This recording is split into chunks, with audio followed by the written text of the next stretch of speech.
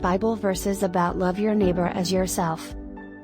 Leviticus 19:18. Do not seek revenge or bear a grudge against anyone among your people, but love your neighbor as yourself. I am the Lord. Romans 13:9. The commandments: you shall not commit adultery, you shall not murder, you shall not steal, you shall not covet, and whatever other command there may be, are summed up in this one command: love your neighbor as yourself. Galatians 5:14.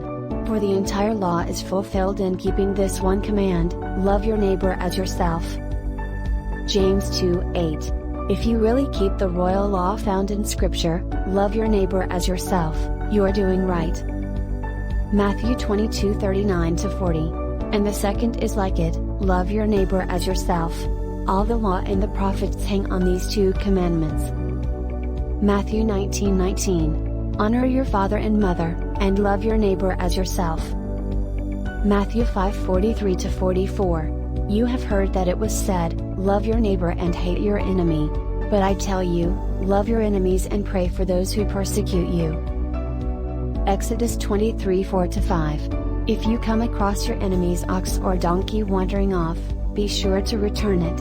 If you see the donkey of someone who hates you fallen down under its load, do not leave it there, be sure you help them with it. Mark 12:31. The second is this: love your neighbor as yourself.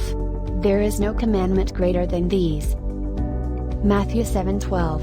So in everything, do to others what you would have them do to you, for this sums up the law and the prophets. Luke 10:27.